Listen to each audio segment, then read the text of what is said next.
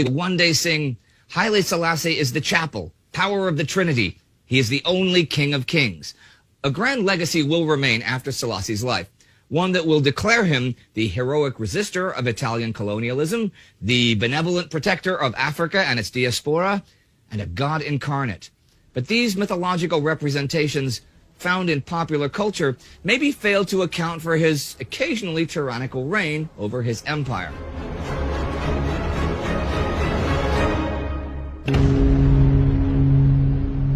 Welcome to another World War II in real-time biography special where I take a closer look at the major or interesting figures of the war. I'm Indy Nidell. Haile Selassie is born in 1892, son of General Ras Makonnen, de facto foreign minister of Ethiopia. Makonnen is a Europe-friendly member of the Ethiopian royal family, but also one of the military leaders that fight off the Italians in the First Italo-Ethiopian War from 1887 to 1889. Haile Selassie grows up in the village Ejersa Goro in the Harar province of Ethiopia, where his father serves as regional governor and regent. He is actually born Lij Tafari Makonnen, meaning a child of royal blood who is respected or feared.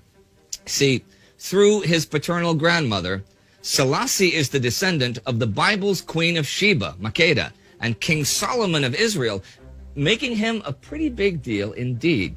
When his father dies in 1906, Haile Selassie is made titular governor of Selale by his cousin, the Emperor Menelik II, to ensure that he can retain access to royal payments and complete his studies. In 1916, the designated successor of the now deceased Menelik, Lij Iyasu, is deposed for reputedly having toyed with converting to Islam, which is considered incompatible with the Ethiopian Orthodox Christianity of the nation. If Selassie has any role in toppling the emperor-to-be, who is, by the way, also Selassie's wife's uncle, remains unclear to this day. Menelik's daughter, and Iyasu's aunt, is crowned Empress Zewditu, but by his birthright, Selassie becomes the heir apparent and Inderase, or regent. He now goes by the name Ras Tafari, literally the Regent Tafari. Although he is not the ruler proper, at age 24, he is now in effect leading the nation, especially in foreign policy.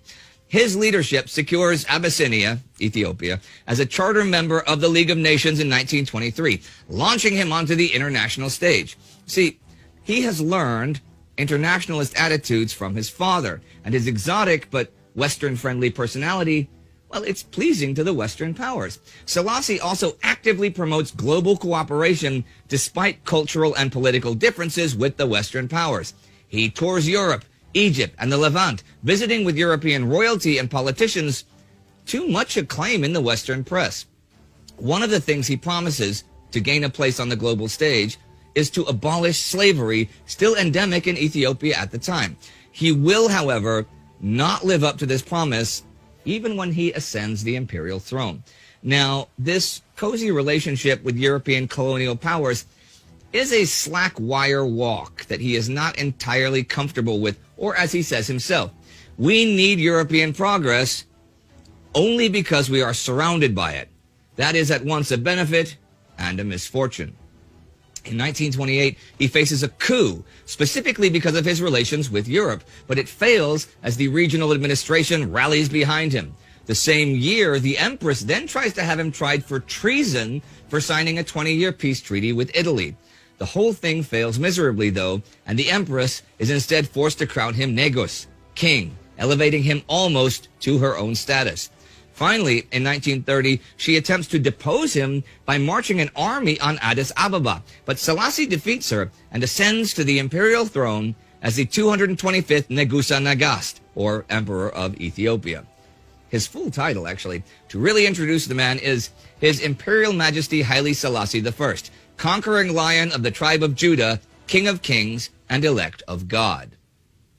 In October 1935, the 20-year peace treaty is cut short when Benito Mussolini's Italians invade Selassie's lands. Now, I covered the Italo-Abyssinian War in a Between Two Wars episode, so there's a link at the end to check that out if you missed it.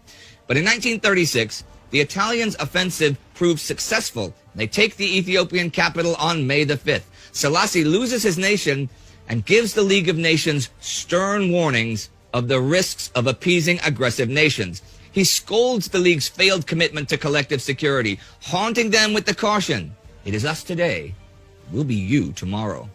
Selassie's pioneering stand against fascism affirms his significance on the global stage. Although this speech cements Selassie as a resilient leader, the guardian of his empire, and even Time magazine's Man of the Year, he does flee into exile. He lives in a grand Victorian house in Bath, England, for most of the next 5 years. Soon enough, in his home country, World War II rages between British and Commonwealth troops and the Italians.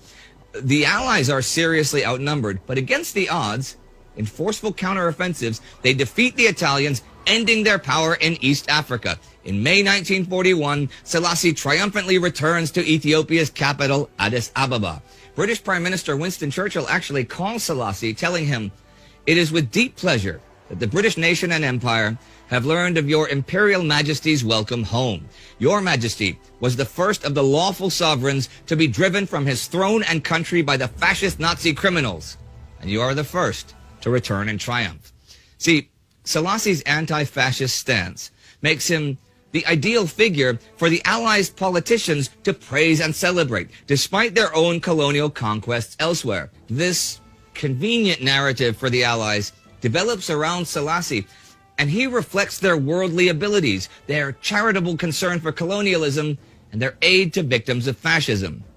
Meanwhile, another myth is crystallizing around Selassie in Jamaica, as people there are learning about Selassie's heroism, his royal blood, his lineage from biblical figures, and his mighty campaigns against white colonial aggressors make him their perfect icon. To them, he is the messianic figure that Marcus Garvey had predicted decades ago. Selassie becomes the central figure of the Rastafarian movement, which takes Selassie's name when he was regent as its own. In his 1941 homecoming, he addresses his people with some powerful words to begin the healing of the nation. "Today is the day on which we defeated our enemy. Therefore, when we say, 'Let us rejoice with our hearts,' let not our rejoicing be in any other way but in the Spirit of Christ. Do not return evil for evil. Do not indulge in the atrocities which the enemy has been practicing in his usual way, even to the last." He secures his cult image of mystical power and spiritual benevolence. To his idol, Bob Marley would one day sing, "Haile Selassie is the chapel, power of the Trinity. He is the only King of Kings." A grand legacy will remain after Selassie's life, one that will declare him the heroic resistor of Italian colonialism, the benevolent protector of Africa and its diaspora, and a god